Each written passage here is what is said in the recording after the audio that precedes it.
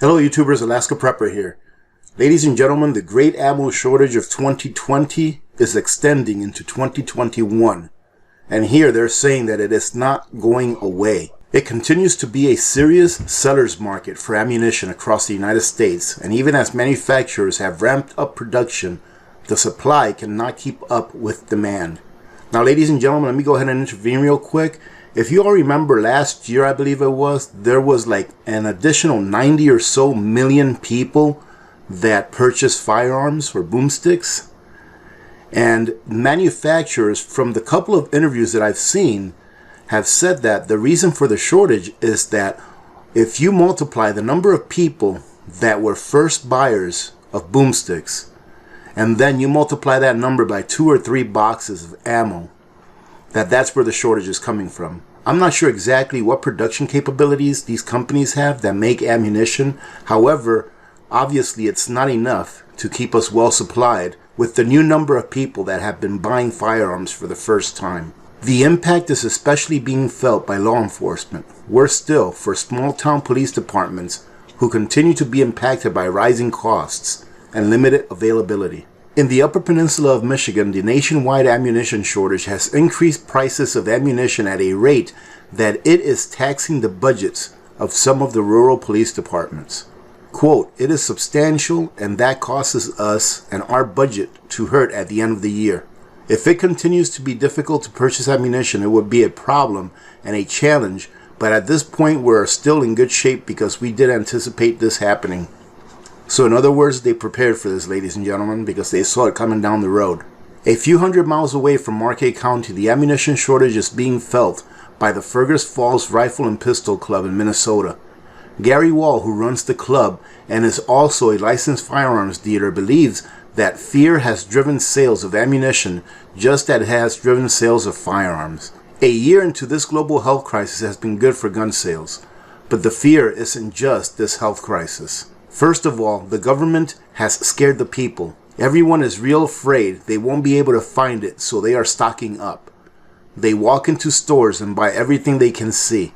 You'll find it on the internet at about 4 times the normal price.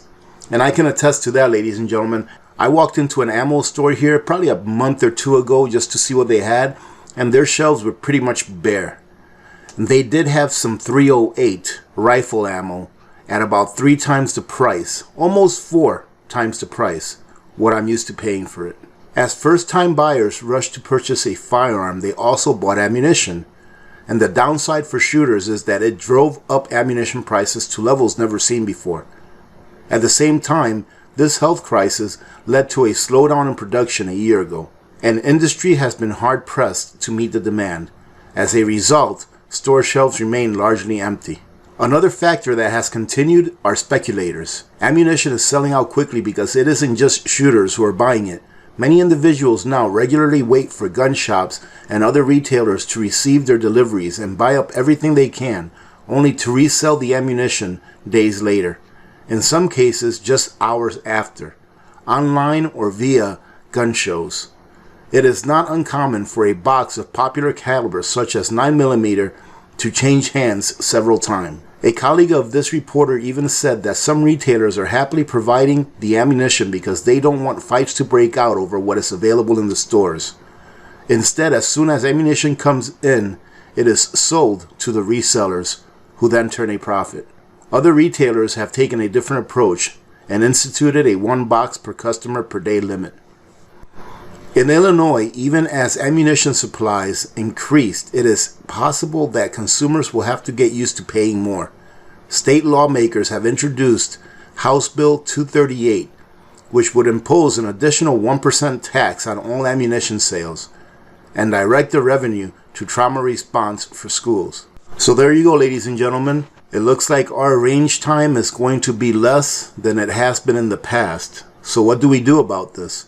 First of all, one of the things that I do, and you could also visit Billy and Dee from Frontier Preppers, one of their things is that every Saturday or Friday they go out to do their weekly prep, and they enter 1 or 2 sports shops that sell ammunition, and they check and see if they have some. So if you're looking for ammo, you just go and make it a habit to go into 1 or 2 different shops a week and see if they have any, and then purchase whatever it is that you can, whatever it is that you need. I don't think that hoarding is really a problem in this case, because everywhere that I've been to, they have a limit. They have a 1 or 2 box limit depending what size of box you get. So get what you can when you can get it. And meanwhile, in order to continue to prepare, there are things that you can purchase online that will help you with your muscle memory. Some things that you can do for training is just learn how to draw your weapon, clean your weapon, take your weapon apart, of course, and make sure that the insides are clean. Pretty much field strip your weapon. You can also become more efficient at drawing your weapon out of your holster, and you can become more efficient at pointing and shooting it without using live ammunition with the use of a laser bullet, or a bullet that they sell that has a little laser on it, and you put it on an app and it tells you how well you did as far as hitting your target. So there are many things that you can do to still stay trained up without actually firing live ammunition. It's kind of hard for us preppers to go ahead and deplete our stock knowing that we won't be able to fill in that gap. So do everything that you can in order to train without the live ammo, and then once it comes back into stock, we can go back to the range. Have a great day, ladies and gentlemen. Remember to be good to each other. When good people do good things happen. Remember to reach one, teach one, and repeat. If we all did this, the world would be a better place, and you know that it will be a better place. Many blessings to all of you and your families. This is Alaska Prepper. I am out.